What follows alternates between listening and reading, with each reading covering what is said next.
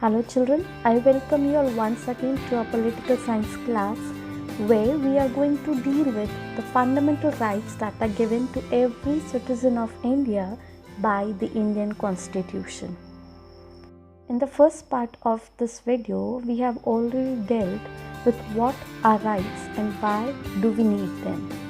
We have also dealt in detail the need for the fundamental rights and why are they called fundamental rights, and we have also dealt with the right to equality that is provided by articles 14 to 18 in detail.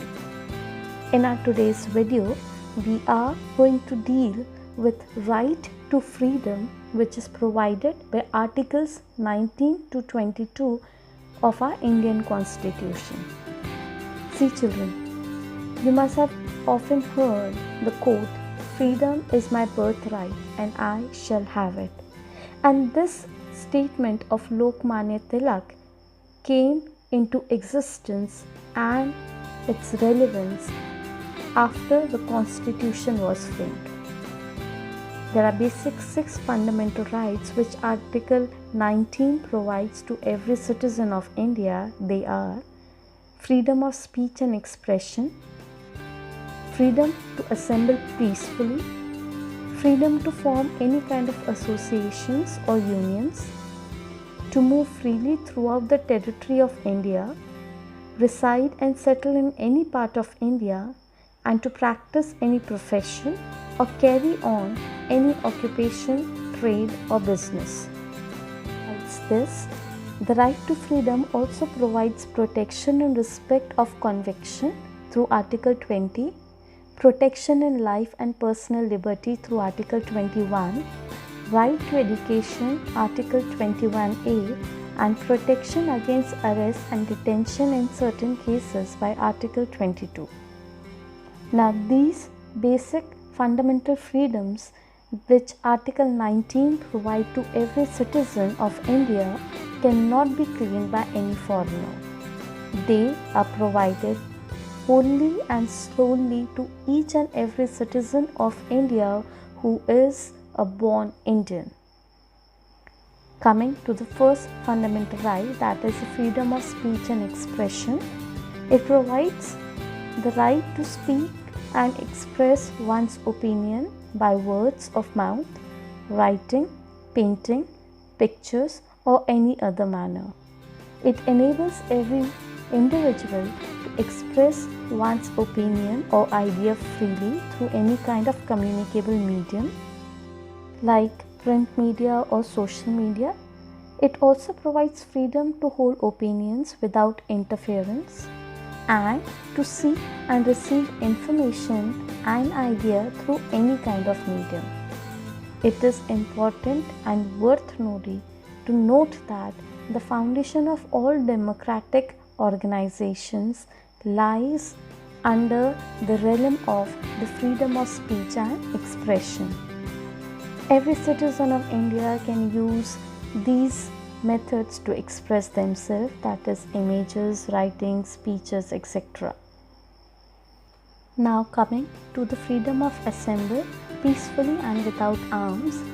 This is provided by Article 19(1)(b) and 19(3). It is corollary of right to freedom of speech and expression, which means that it is being followed by this right of speech and expression, according to which holding assemblies, to hold any kind of consultation to express one's view is permitted. One individual is also permitted to meet the others peacefully for any kind of consultation in respect of public affairs. They can assemble peacefully without any arms, that is weapons.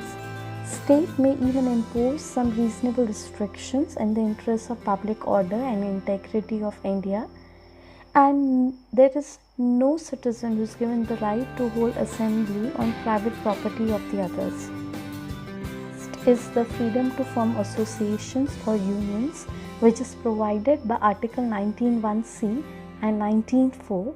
According to this freedom, every individual of India has the right to form associations or groups which are not harmful for any other citizen of the country.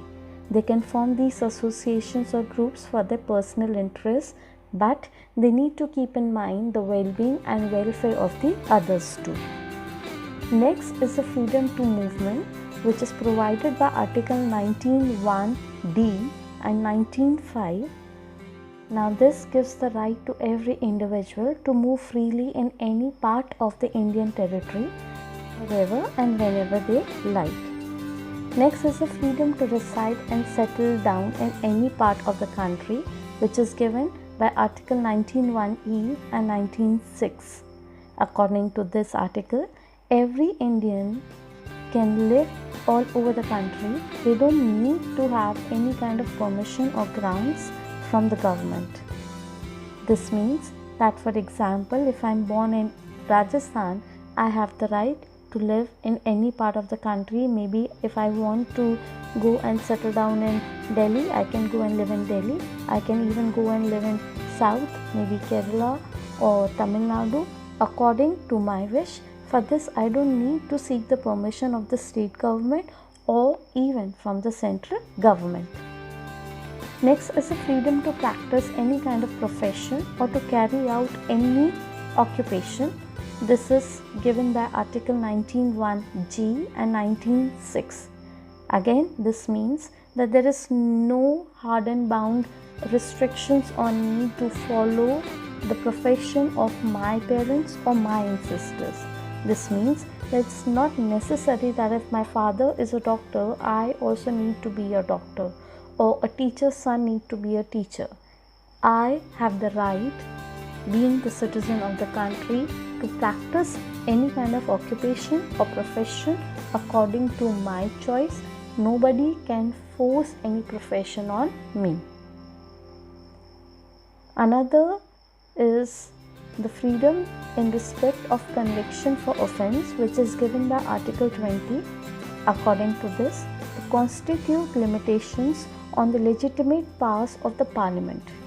It provides protection against ex post facto laws, double jeopardy and self-incrimination. These three terms we are going to deal in detail in our next chapter. Next is the right to life and personal liberty according to Article 21, which gives right to live with human dignity to every individual. It also gives them the right to reputation, right to livelihood, sexual harassment of women at the workplace, right to shelter, right to live in unpolluted and hygienic environment, and right to education. Now this right to education has been provided by the 86th Amendment Act of 2002. It states that the state, that is the government, shall provide free and compulsory education to children of age between 6 and 14 years. So according to this right, every child who is between 6 years to 14 years has the right to get free and compulsory education.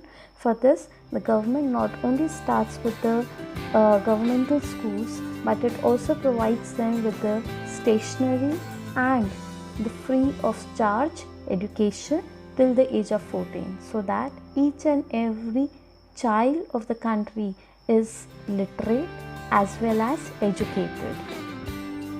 The last article that we are going to deal with in our today's video is Article 22, which provides the protection against arrest and detention to every individual. This provides the right to the arrested person to be informed of the grounds of arrest. This means that if I am getting arrested, then I have the right to know the cause and the reason for which I have been arrested. For this, I can even ask the inspector to show me the arrest warrant, and that is my right.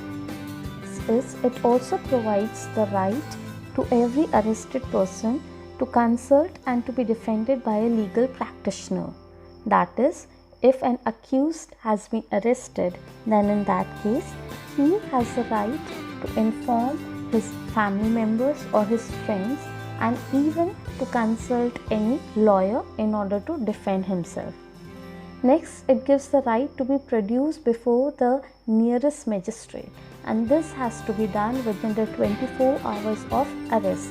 That means that once a person is arrested, he need to be presented before the magistrate within 24 hours. And last, it provides the right not to detain in custody beyond 24 hours without the authority of the magistrate. Again, as I've told you in the previous point, that every arrested person has the right to be presented before the court within 24 hours. It should not be delayed in order to get the proper justice. Not only this, an accused can even ask for a copy of the FIR as well as a charge sheet in order to present it before the magistrate if in case he finds that some modification has been done in it in the future. So children, I hope that this video has been able to give you a deeper knowledge about the right to freedom. We will be back again with the next video dealing with the other rights that are provided to every individual by the Indian Constitution. Till then, keep learning and stay safe. Thank you. Have a good day.